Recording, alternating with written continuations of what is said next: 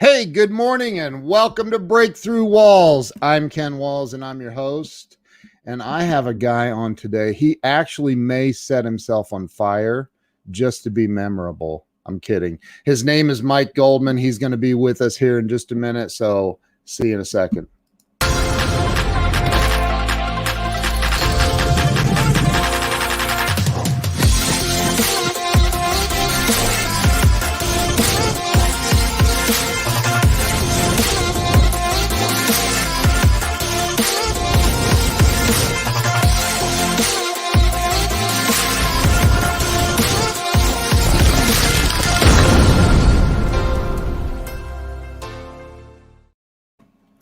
Okay, so let's bring Mr. Mike Goldman on.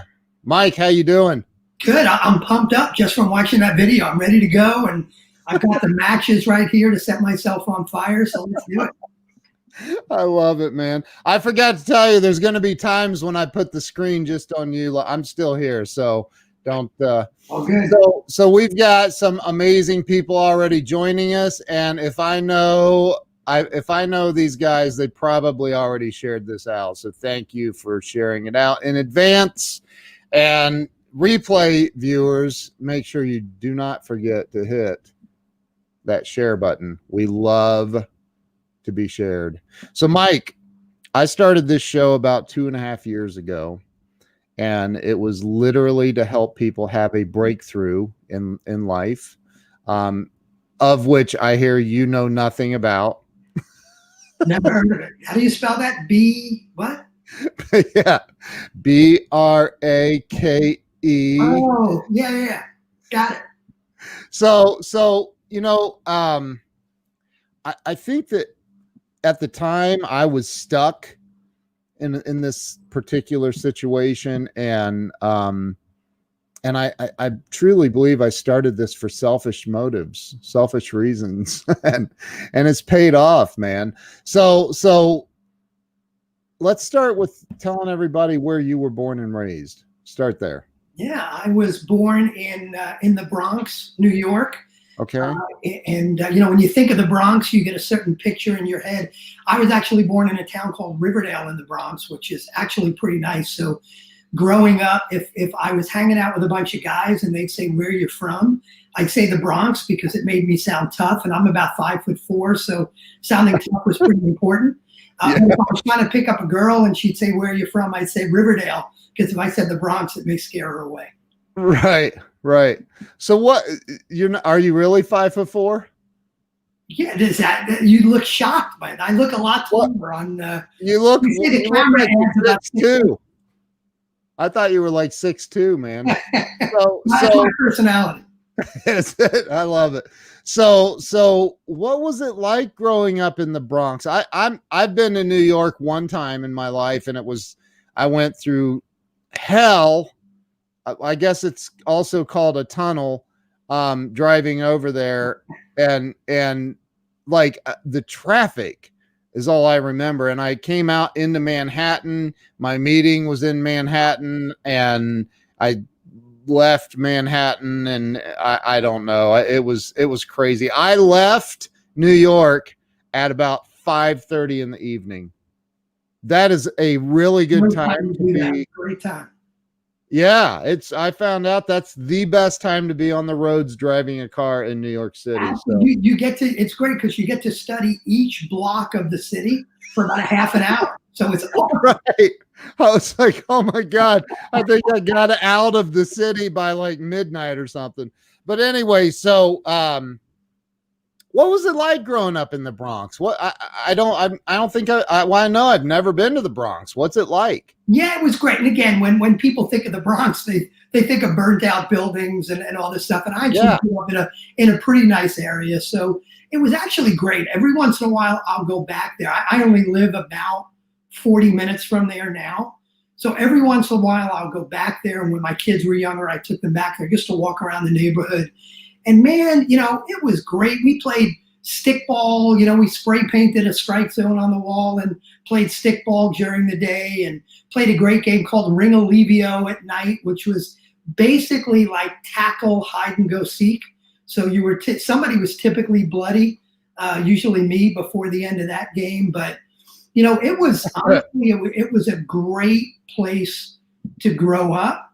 And you know, love going back there and just remembering all those crazy times.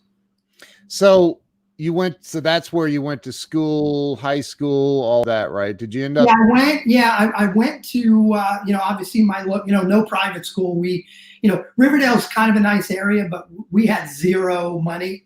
Times were really tough. And it's a little tougher when you're around people that do have money when you have zero. Yeah. But, you know, so public schools, and that was fine. And then, you know, when I was in which at the time was called junior high school, they now I guess call it middle school, but it was junior Yeah. high back then. Yeah. You know, I had a choice of going to the local high school, which was like this 8-story big factory of kids, or there was a school called Bronx Science, which is pretty nationally known. I don't know if you've ever heard of it, but it's a public school, but you had to take a test to get in, and kids from all 5 boroughs of New York went there. And I said, man, I don't want to go there with all those geeks and smart kids, but let me take the test just to see if I can get in. And I took the test and I got in and I went there. And that was probably the first time I was really challenged with people around me. And I said, oh my God, could I really be as smart as these people? And it challenged me to kind of get my game on. And it as I think of it, I never thought about it this way, it kind of set the stage for me the rest of my life, where I'm always kind of figuring out how do I upgrade my neighborhood and hurt my ego a little bit and challenge myself with people who have done more and know more than I do. And I guess that all started around high school. So did you end up going to college? Yeah. Went to a local State University of New York institution in Albany, New York, the capital of you know, of New York. So went there. That's where I met my wife. That's where I majored in business and became part of a business fraternity and got all, you know, when I went there, I was going to be either a writer or a lawyer. And when I came out, I was more business focused. So, yeah. So you came out and what, opened a business or went to work? No, that would have been a disaster. I knew nothing. You know, I have definitely failed in my life, but I would have failed a lot quicker. Yeah. You know, I went, you know, back then I graduated in 1987. So I remember I used to think 55 was really old. And now that I'm 55, I'm like, you know, 70 is old, but 55 is fine. So I graduated in 87 and didn't get my master's, never got my master's. I'm one of the few people around the people I kind of hang out with now that didn't do that. But back then in 87, right out of undergrad, I went to work for what's now called Accenture, which I believe they're still the biggest or close to the biggest management consulting firm out there. In 87, they were part of a company called Arthur Andersen, and they were just the consulting group within Arthur Andersen. So went to work for them, and basically they train the heck out of you. You get these little books they called them green books because they were green, and the internet wasn't a thing. And laptops weren't really a thing back then. So you literally had this green book, and it basically told you the 1,250 steps to do anything. So right out of college, you were actually able to go out there on a client and be really productive and actually have people way older than I was that were reporting to me. So I was kind of running projects and doing these great things. And I was there 7 years. And what happened the last few years is you actually go from being this know-nothing kid right out of undergrad. I actually started to build some expertise. I started to know something, but man, you still have to follow the green book. And I know I'm helping a company doing a software selection, and I know the software, I can get them through it in a month and a half, we'll get it done. No. You've got to follow the 1,147 steps, and that's going to take 4.5 months. This is what you've got to do. And that's where at that company I started knowing my days were numbered, because what was really helpful right out of college became kind of smothering. Yeah. So, and you said you had a bunch of older dudes working for you.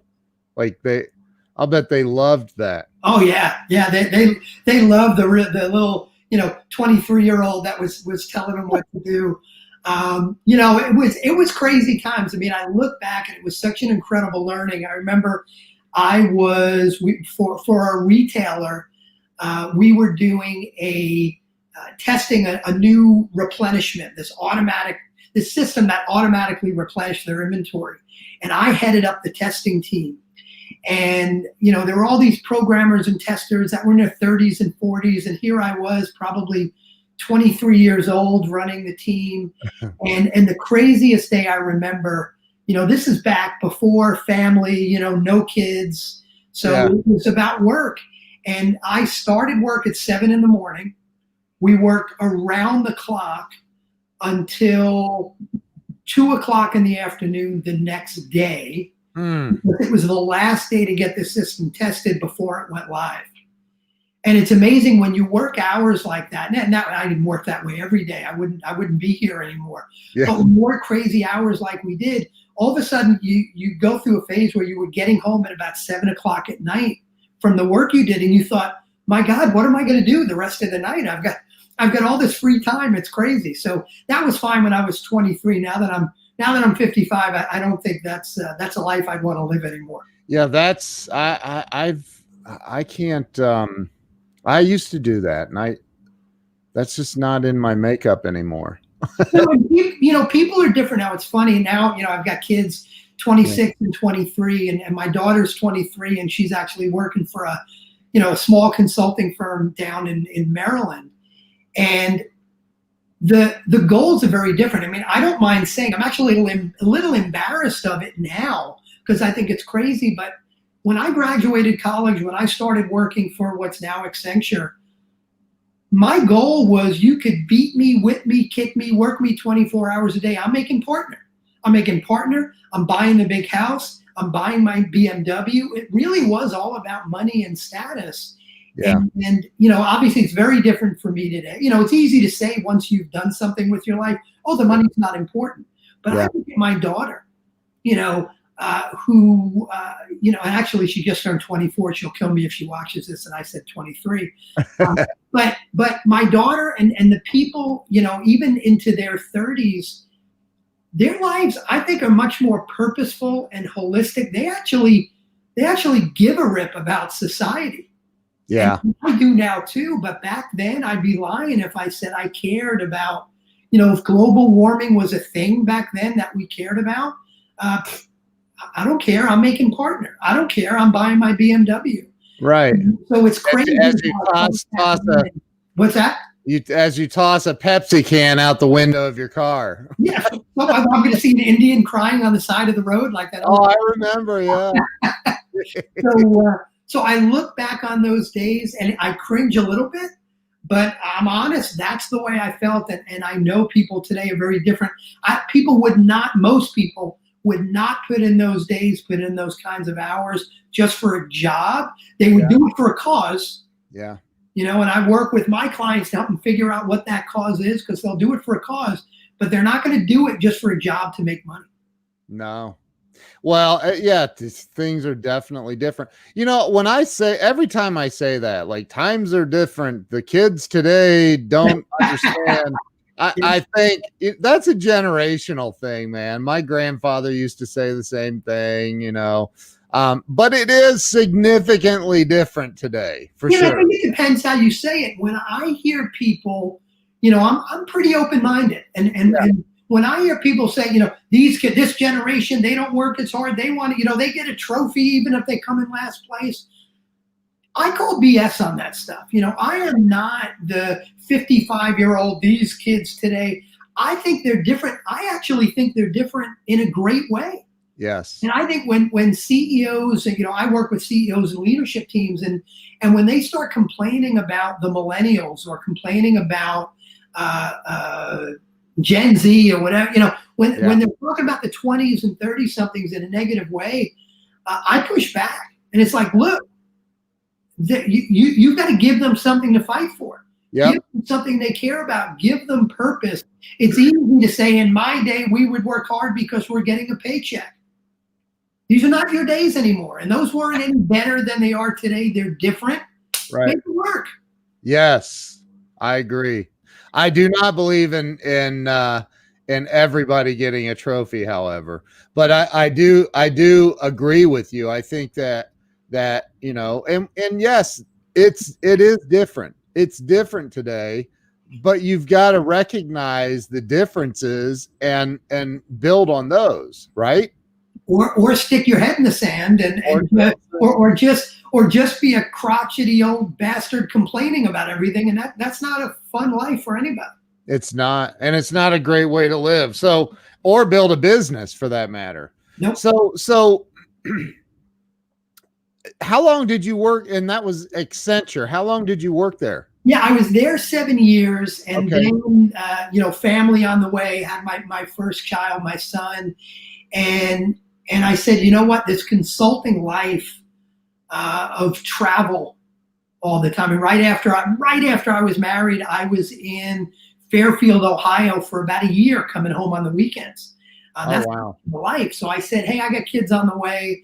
I had a nice job offer from a company that was local. I said, I think I've had enough of the consulting life. And I went to work for at the time, what I thought was a really small company. It was about $150 million women's footwear and accessory company named Etienne Anier. Now, these days, I don't think of that as a small company. But at Accenture, if you earned $5 billion, we didn't look at you. I mean, it was all Fortune 500 companies. So this was me going to a small company.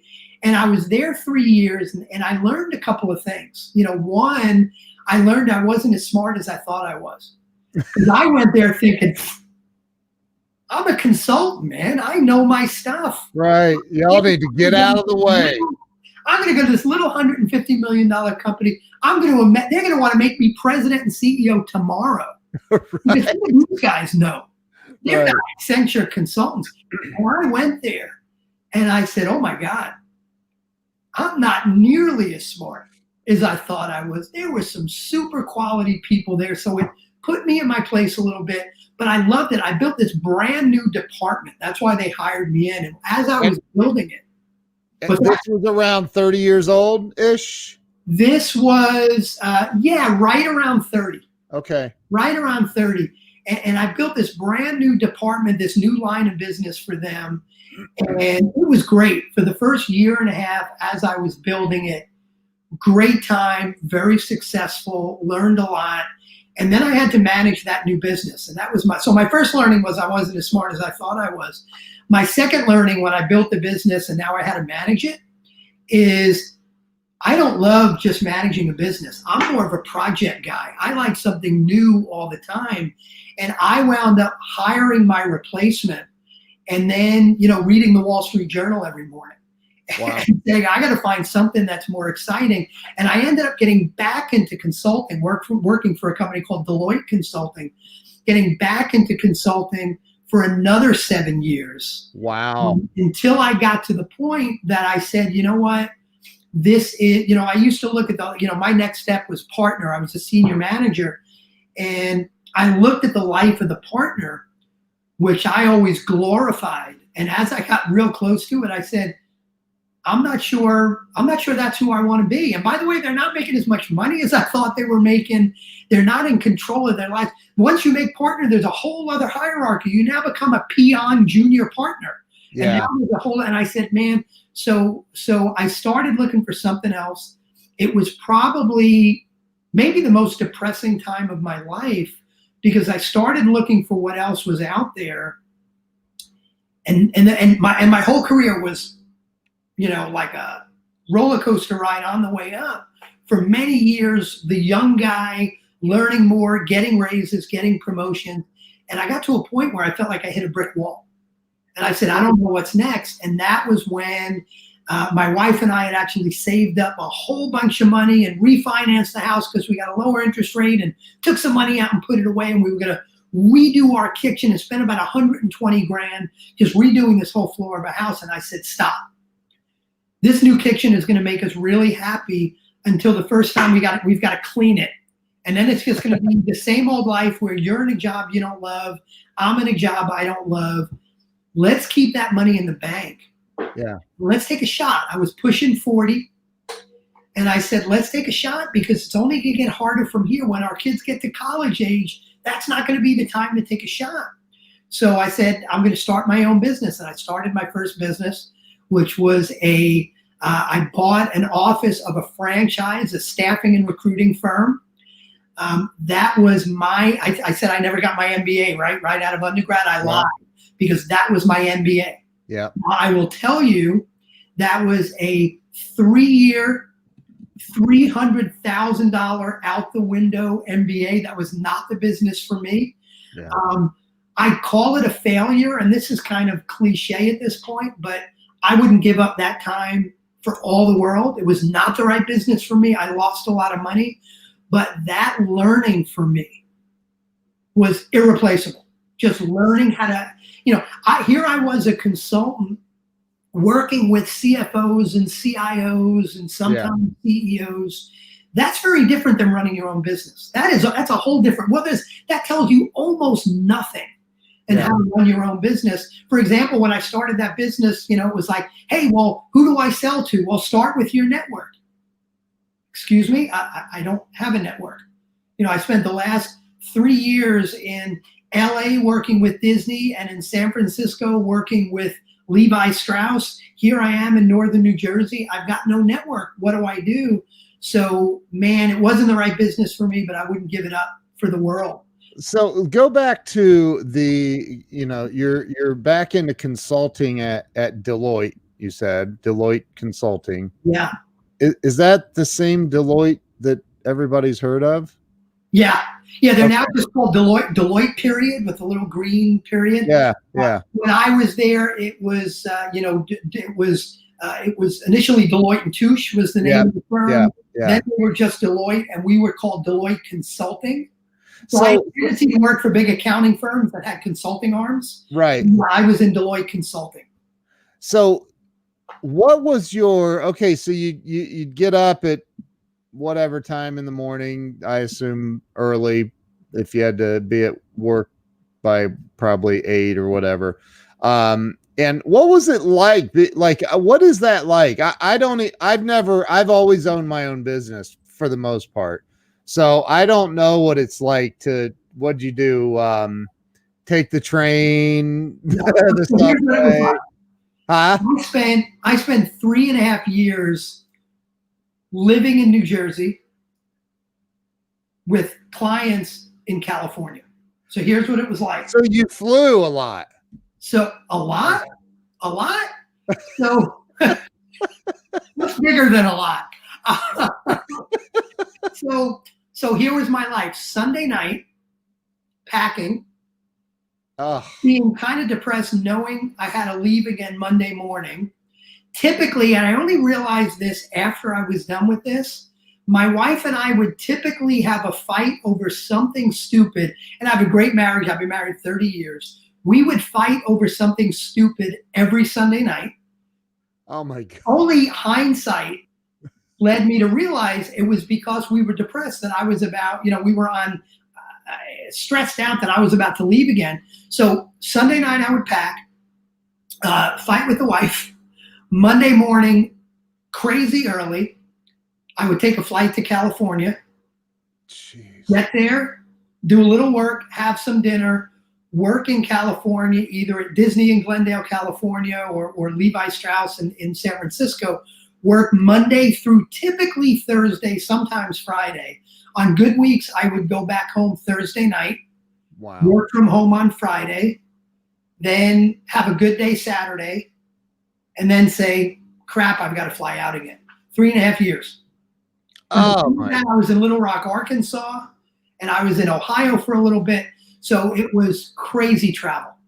Great. And the work wasn't bad. My buddy Joe lives in California. He said, and the California clients were crazy. I thought my clients were okay. The interesting thing, and this may take us off on a whole tangent, but if it's interesting, I'll leave it up to you if we go with it. But when 9/11 happened, I was working with Levi's in San Francisco. Flight 93 that went down in Pennsylvania, if you remember. I do. Flight 93, that was the flight I took every Monday morning to go to San Francisco to work with Levi's. Every Monday morning for about a year, Flight 93. 9/11 was on a Tuesday. Oh my I God. flew out Monday. Now that week I had an early morning meeting on Monday. So actually that week I actually flew out Sunday night. But I was in San Francisco when that happened, 6 a.m. from my hotel room, watching that on TV as I was getting ready. And that Thursday, me and 2 of my colleagues who lived in New York, and where I live in New Jersey, it's 20 minutes from New York, we rented a Ford Taurus and drove from San Francisco, went over the Bay Bridge, got on Route 80, drove cross country, left Thursday. I got back to my house in New Jersey 7 p.m. Sunday night. So drove from San Francisco to New Jersey after 9/11. Yeah, because it was eerily silent in the sky. Yeah, and then 3 weeks later, I was on the plane almost by myself, getting upgraded to first class every week because who was flying? But I think it was 3 weeks later, on that plane, back out to San Francisco every week with the client. Good God, man. So you didn't realize how big a question you were really asking when you said, what was it like to be a consultant back then? Ron Goodwin says, referring to the wife thing, better to fight over stupid stuff than fight over real stuff. Ron, I like that. Amen. Amen. Joe says it's the Cannonball Run. Let's go back to that, because here you are, a consultant with Deloitte. I mean, dude, you had to have known people in those towers. I did. I had some good friends in those towers. Really, no clients, no one I worked with. It's interesting because there was a Deloitte office not too far from there. Nothing in the towers, right near it. Oh, wow. But yeah, each of us knew folks. I knew a number of people. One woman I know very well who, interestingly enough, we met when my wife and I were on our honeymoon back in 1990 in Hawaii. It turned out they lived about 5 minutes from us in Brooklyn at the time, which is where I lived after I was married. So we became great friends with them. And actually just a bunch of years ago went on our 25th wedding anniversary together. Wow. But anyway, met them on our honeymoon. She was working in the towers. Almost everybody else she worked with passed. She made it through many surgeries later and later. But the stories are obviously it's unbelievable. So and I can't even imagine what it was like to get on an airplane 3 weeks, because I don't think I got on an airplane for a few years later. I was good with it for whatever reason, maybe just because I've been flying so much. And I'm not someone that takes one incident and says, oh, now it's going to happen again. Yeah. So I was good with it. The interesting part of it was I had, just about everybody on my team at the time who weren't Levi's employees. Yeah. We flew there from New York or New Jersey or somewhere else in the country. And the interesting thing for me is I had to be really careful, because I didn't want to put pressure on my team members. Just because I was comfortable flying back doesn't mean they had to be. Right. So remember the first week, I think it was just me and one other team member flying back. And I was very careful to say, look, I'm flying back.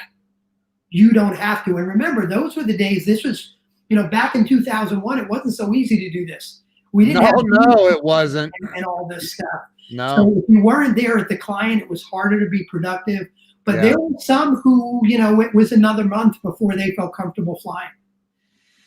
And probably still didn't in reality. Probably, white knuckled, fingers on the seat, during the flight. But it was I remember the first time it's crazy.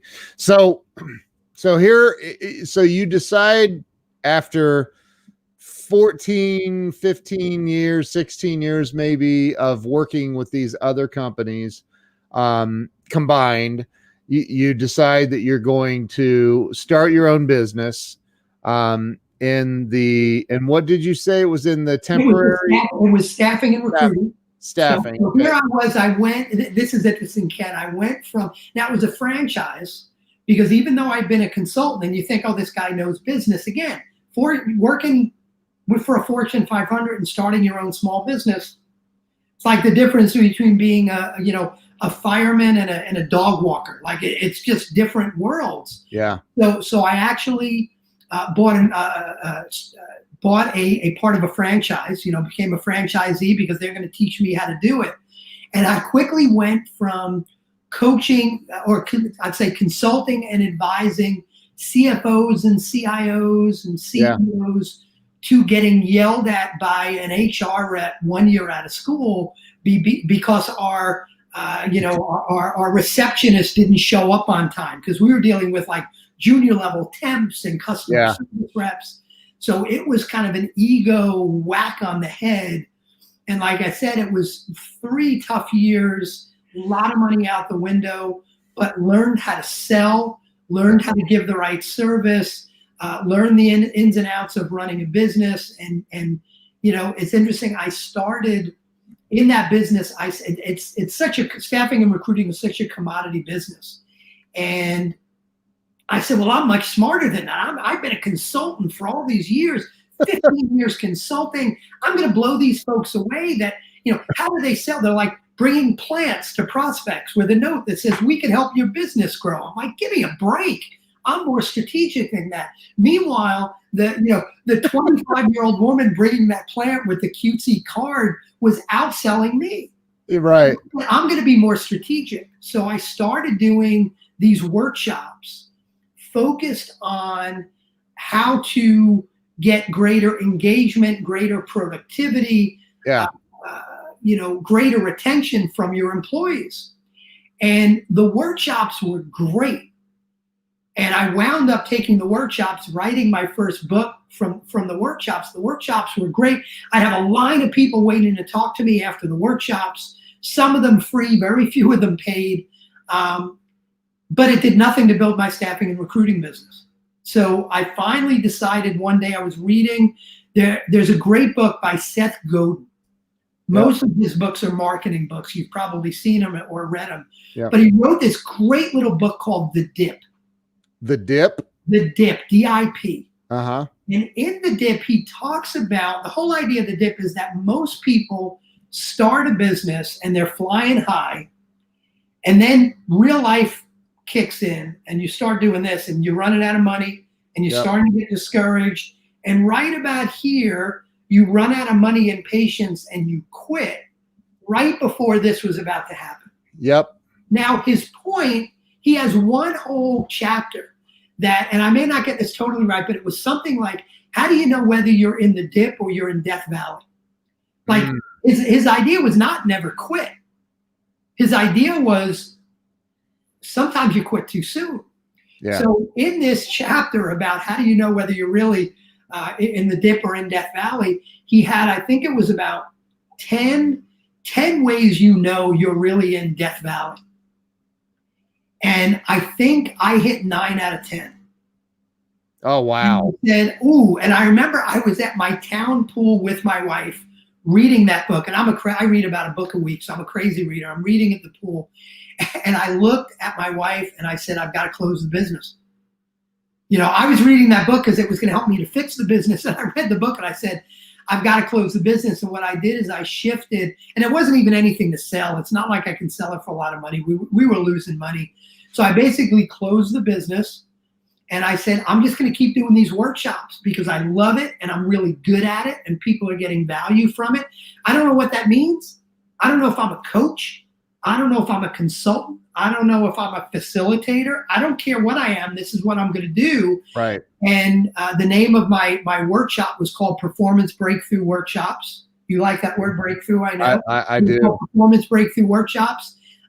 Started writing, wrote the book. My first book was called Performance Breakthrough. Started doing more of those workshops. And that's where my business started evolving into coaching and eventually solely working with leadership teams and CEOs and doing what I do now. Wow.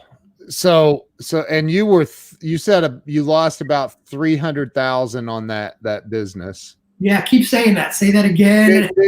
But dude, you had to have had some fax machines you could sell, and Yeah, you know what? You're right. So it was, I think it was 299,900. you're like, yeah, we got $10 out of the fax Figure, machine. you know, what does a Harvard MBA cost with room and board? Probably less than that. Probably less than 300 grand. But so I laugh, but I've been there, you know. I mean, I think anybody that's an entrepreneur, if you're honest, you can't say you haven't lost your. Yeah, and by the way, this is I'm going to interrupt you and say this because it's so important. There's a whole lot that got me through all that, right? Because I could have just gone back to get a job. I could have quit.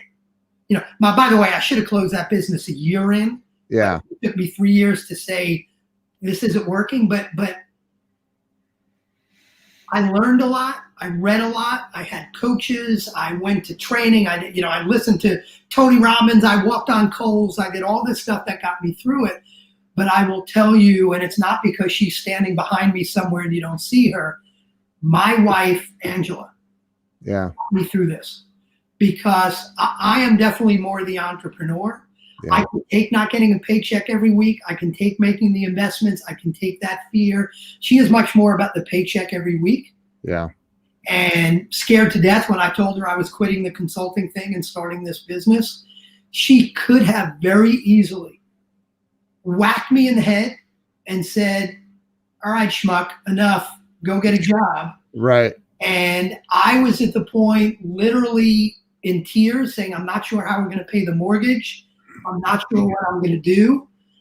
When I closed the staffing business and even the first year or two in the coaching business, and I knew I just knew she was going to say to me, get your resume ready and get a job. And she said to me, you're doing everything right. You're a smart guy. We're going to do this. We're going to fire the landscaper and get our son to start mowing the lawn. We're gonna save money here. We're gonna save money here. You can do this. You're gonna make it. And I feel like I'm getting emotional as I say it because there were, I would say 3 times over my now, how many years has it been? About 16 years in my own business. There were probably 3 times when I was ready to quit. And if I didn't have that, yes, I had a support system, coaches, mastermind groups, but if I didn't have that supporting wife next to me, we wouldn't be talking. And I'd have a job I hate, waiting for retirement right now. So, man, you need that support. Ray Campbell says, okay, not fair, Ken. I'm living Mike's story right now. Wow, this is truly impactful. So, Ray, I don't want to tell you I don't want to ruin how the rest of your life is going to come out. I should just stop talking now. Yeah. Hey, thanks for being on, Mike. Have a great day. We don't want to ruin Ray's life. Ray, shut us off, Ray. So, you know, I mean, that's life, man. I mean, people, I think, you know, one of the best books I ever read was a book called The Road Less Traveled. By M. Scott Peck. And the first 3 words of that book are life is difficult. And he's not saying it from a whiny standpoint. He's saying, look, if you can just accept that life is going to be difficult, and if you own a business, just multiply that times 20. And you know, once you accept it, though, it becomes easier to transcend the difficulties in life. You've gotta love the roller coaster ride. You do. You're right, man. You're right. So you left the staffing firm, the staffing, and you went into I didn't know what to call it when I did it, but it was coaching. Okay. And I started doing workshops, and then I started getting some training, and I joined a coaching organization to kind of fill in some of what I was missing around what it takes to really do leadership development with people. So I did for a number of years, I did a lot of group coaching and one-on-one coaching focused on leadership development. And that went okay. You know, it was good. I added a lot of value. And I was paying the bills and starting to pay back some of the loans and the hole I dug myself. And then I had this great opportunity where, it's amazing when you take action, sometimes you get results, but it's not where you think. I said, I'm going to start focusing my target market on professional services firms because that's what I spent my life doing. And one of the first people I called was a partner that I worked for in my history at Deloitte. The partner I worked for when I was doing work in Disney in Glendale, California, called him and he said, "Hey, I'm now president of a new division of Verizon. I could use your help." So I went and started consulting there. And it wasn't coaching. It was kind of a deal with the devil because it wasn't what I loved to do. It was kind of back to my management consulting days. Yeah. But man, it was more money than I had seen in a while. And what it allowed me to do is really start to build up, my nest egg again and pay back the loans and redo that kitchen that we were supposed to do many years before. You're like, can we keep it at 50 grand though? What's that? You were like, can we keep it at 50 grand instead? Yeah, I wish. I wish. That's not what happened. But what happened is I did that, and about 85% of my business was doing this work at Verizon. And frankly, I didn't love the work, but it was a way to start building up the cash flow again, still in my own business. And when that started to end, I said, I don't want to just go back to my coaching and do this leadership development work. I felt like I was more than that and I can do more than that. Nothing against anybody listening who does leadership development work. That's phenomenal. Yeah. But for me, I looked at it and said, my life has been about, in coaching, my life is about, I'm going to help you become a better leader so you can go grow your company. Right. And I said, no, I have more than that. I want to literally help people grow their company. I want to be a senior coach that feels like a part-time member of the leadership team, sitting at the right hand of the CEO, just helping them execute with discipline, helping them figure out what the right strategy is, helping them surround themselves with the right people. And that's what I did. And I joined a different coaching organization and I read a ton of books and I started learning. And frankly, it was another 2 years of getting my feet under me again with a new focus for my business. And I find for me, every 5 years or so, I need that next dragon to slay. Yep. And I'm going through that right now with something else that I'm sure we'll get back to. But it took me 2 years, again, 2 years of struggle, because I went from charging this much and selling to the head of HR to do a leadership development program to now charging this much, and the CEO is my target. Right. And at first I wasn't sure, I talked a good game, but I didn't really have the confidence to know I was good enough to charge that kind of money and do that. And it was only after getting my feet under me and getting a few clients under my belt that had amazing success, I said, you know what, I'm pretty good. I can do this enough.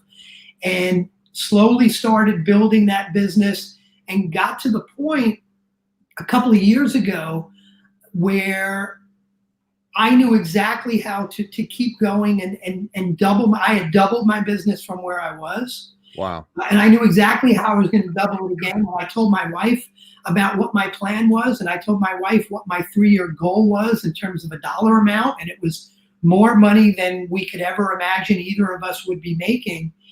And she was excited about it, and I wasn't. And it was a strange thing because I said, wow. I know exactly how to do this.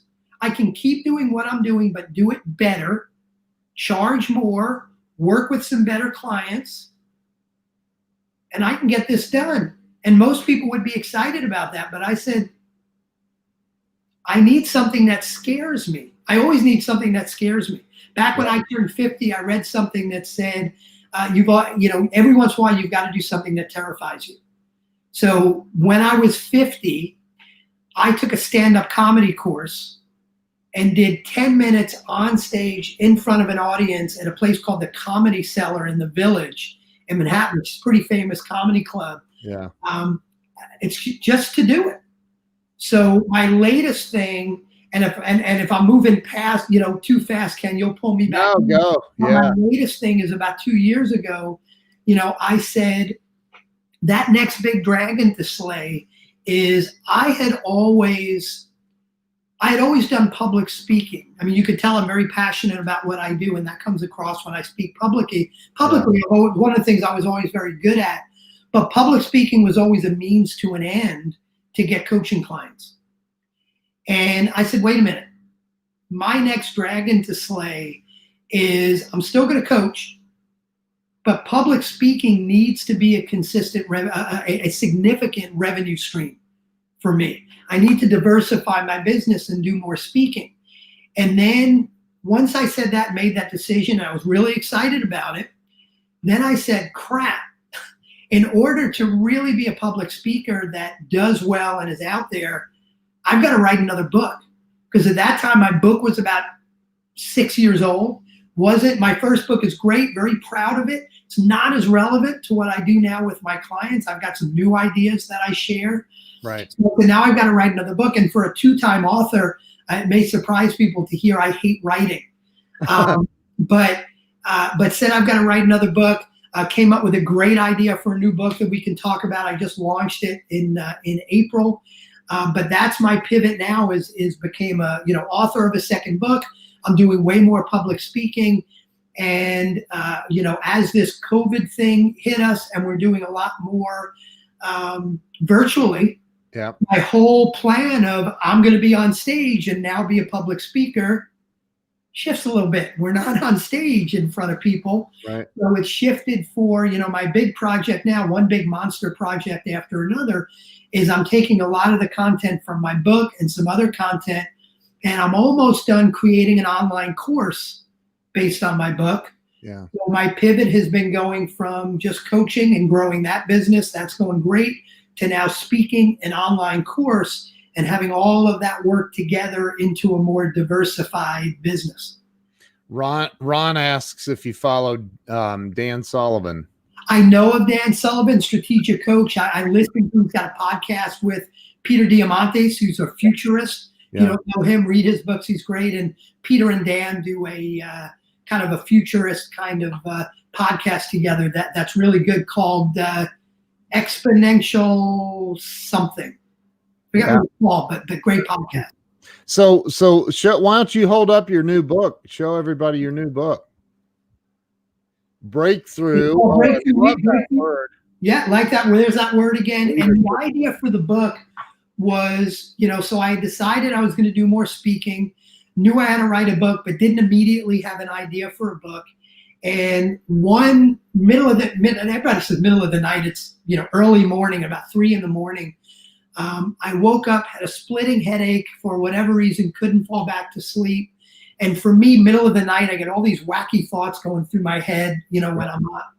And for some reason, I had always defined what I do as, I help people realize their potential. I help companies realize potential. I help companies grow, some form of that.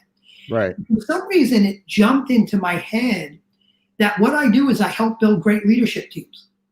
That's what I do. I exclusively work with leadership teams as a group, one-on-ones with the CEO, and I help build great leadership teams. And when I do that, that cascades down through the rest of the organization. I said, well, if that's what I do, if I help build great leadership teams and I read about a book a week, I'm trying to remember what book I've read that was exclusively focused on building a great leadership team. And I couldn't remember one. So now I couldn't fall back to sleep. It's about 4:30 in the morning.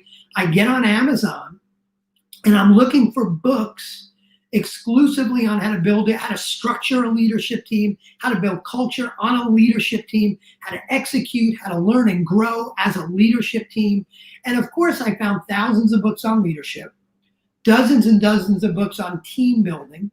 I could not find one book exclusively focused on that leadership team to help a CEO or an entrepreneur build that team. So I said, well, I guess if that book is not out there and that's the book I need, I better write that book. And that's what I did. And that's Breakthrough Leadership Team. Hold it up one more time. Slowly. Ken, I will hold this up as much as you want. Breakthrough Leadership Team, strengthening the heart and soul of your company. So what is the basic, if somebody reads that book, what are they, I mean, look, I've told this story many times, but my company was, I don't know, maybe 2.5, 3 years old, and all my employees were getting paid. I wasn't. And this guy walks in, this employee, and he says, hey, boss, there's some dude looking in the windows of your SUV out in the parking lot. I said, well, tell him to get the hell out of here. And he said, I would, but he has it blocked with his tow truck. I'm like, oh, there's nothing wrong with my car. Tell him to get out of here. I don't need it towed. And, yeah. So apparently the bank likes to get their payments on time. And so, I've been through it all. I mean, I have been through it all as an entrepreneur. And I think, one of the most important things right now, I have been for years now, a solopreneur. My wife and I work together, and it's working out really well. And it just, like, it terrifies me to hire people. It really does, because it's not easy, man. It's like what we were talking about in the beginning with the millennials having this different attitude. It is a different attitude than what I'm 52. I mean, I've worked since I was 7. I don't know anything else. Like, you just work and you figure it out. And it, but when somebody comes into my office and they go, who should I call on to sell our services to? I'm like,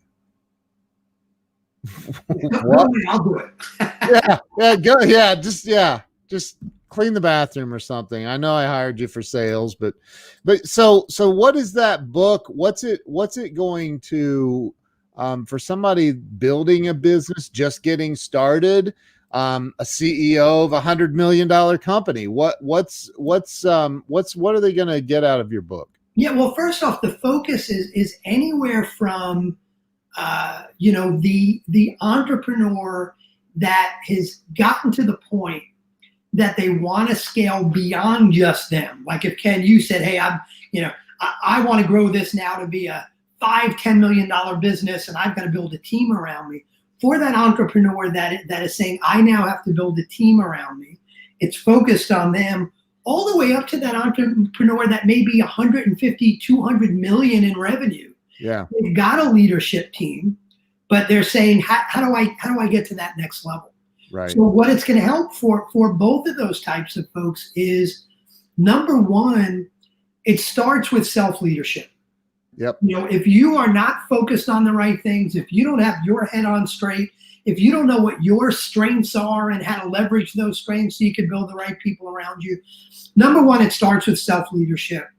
And then it goes into to something that I've very rarely seen any company do, even the big guys, is proactively structuring your leadership team.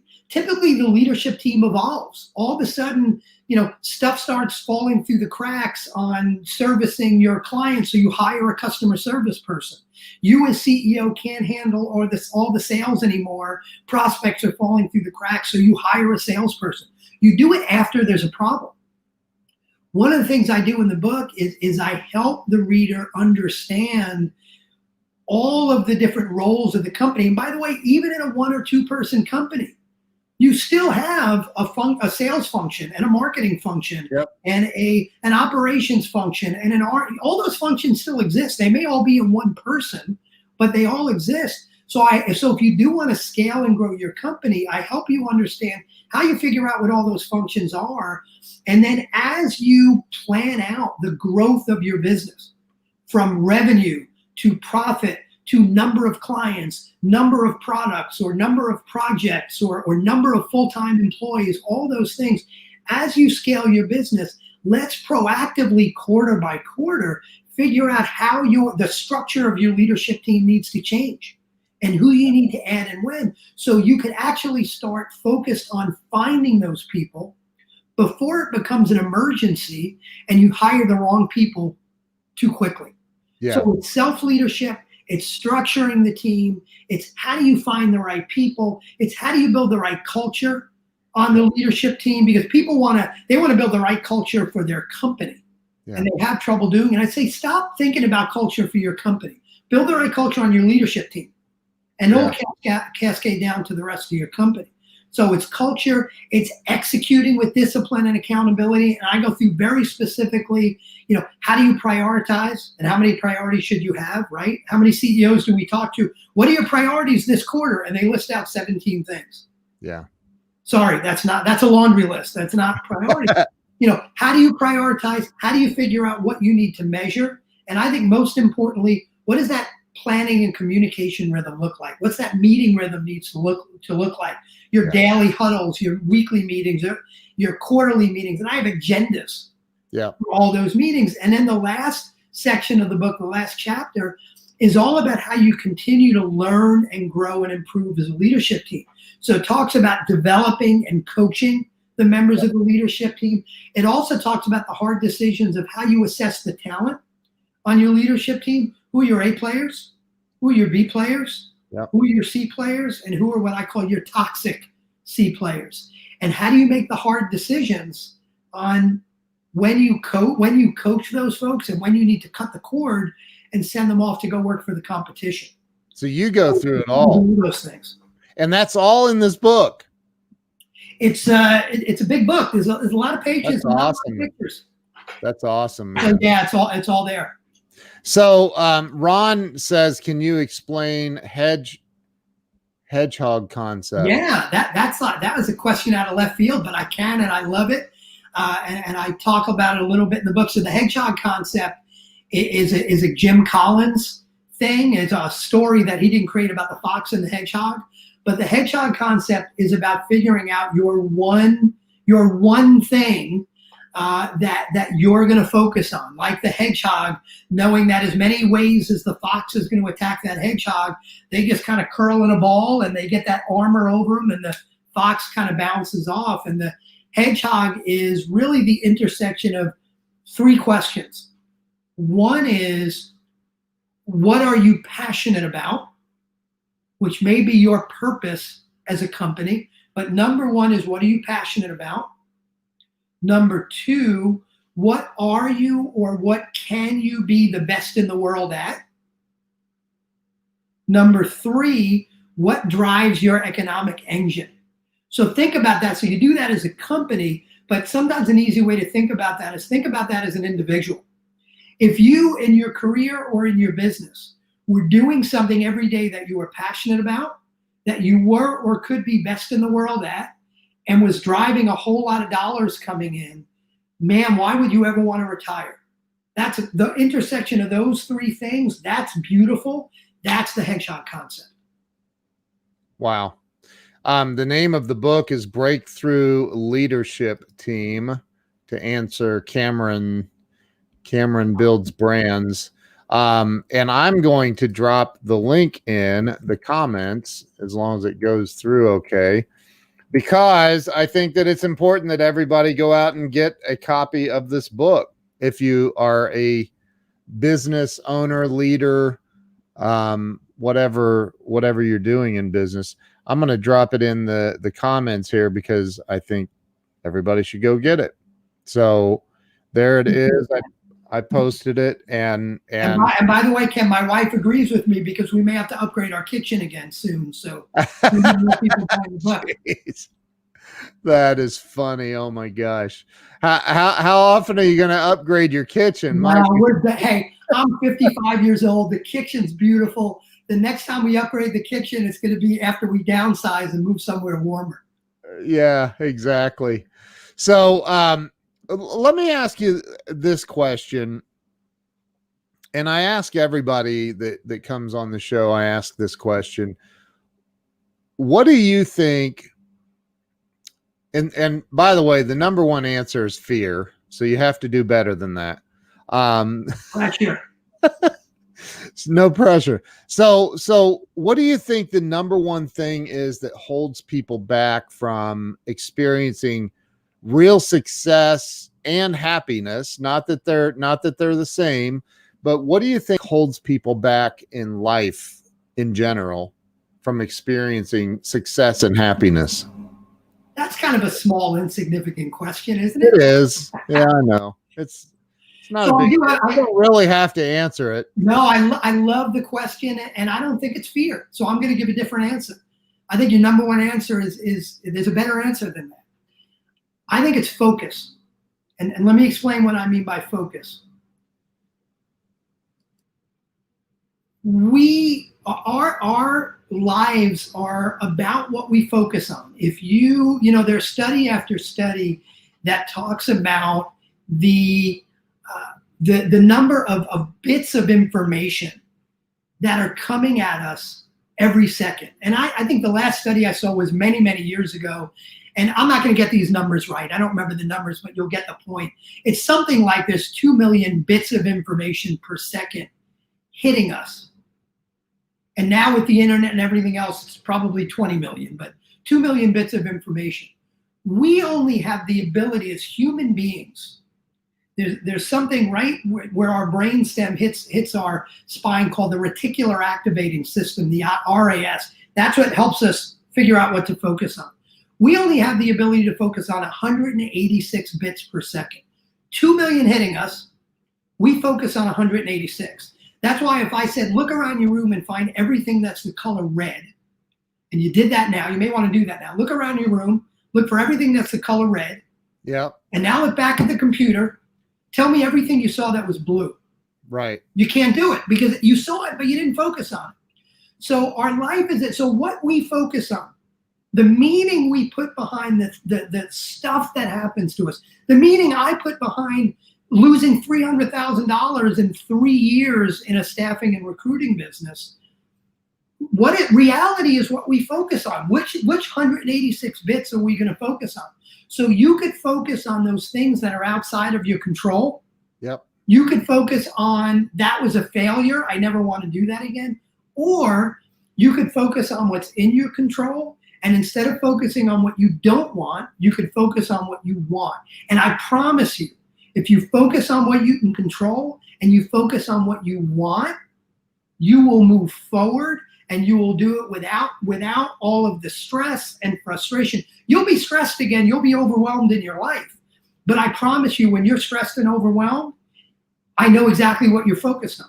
If you're stressed and overwhelmed and you stop and say, what am I focused on? You are focused on what you don't want. Yep. Shift it to focus on what you want. So I think focus is the answer, Ken. Do you go through any of that in the book? I do. I go through some of it in the book. I go through a lot of that when I work with my clients, but absolutely in the first section of the book, which is all about self-leadership, we absolutely talk about focus and some tips at the beginning of the day, like exercise and meditation and prayer and yoga, whatever works for you. How do you get your head on straight and gratefulness? How do you get your head on straight at the beginning of the day? And then what's your recipe in the middle of the day when things go south and you start to lose it a little bit? What do you do then to get your head on straight, your emotions on straight? Wow. Dude, this has been a great interview. And we're at an hour and almost an hour and 3 minutes. I didn't even have to set myself on fire, so I'm feeling pretty good. I said, you got to bring it, man. Yeah, dude, this has been awesome. Mike, I really appreciate you coming on and talking about this. And you know what? Maybe we'll do an Amazon Live and promote your book over on Amazon one of these days too. I love it. And Ken, I appreciate you. This is great and a lot of fun. Yeah. So everybody go out, grab a copy. I dropped the link in the comments. Grab a copy of Mike's book. Where's the best place for people to follow you on social media? On LinkedIn, I'm trying to remember the social media handles. On LinkedIn, I think it's mgoldman10 on LinkedIn, and Facebook. I think it's I don't remember what it is on Facebook, but LinkedIn, Facebook. I do a little bit on Twitter. Not a big Instagram guy. My website is mike-goldman.com. I've got something called Breakthrough Ideas on there with a lot of videos that are helpful. It's kind of my video blog, and you can buy the book out on Amazon. That's awesome. Well, stay with me. I'm going to end the live stream, but hang on. I want to talk to you afterwards. So thank you to everybody for being on here, the comments, the shares. and the loves and laughs and likes and everything. Appreciate all of you. Mike, thank you so much for being on today. Thank you. Thanks, everybody. We'll see you guys later.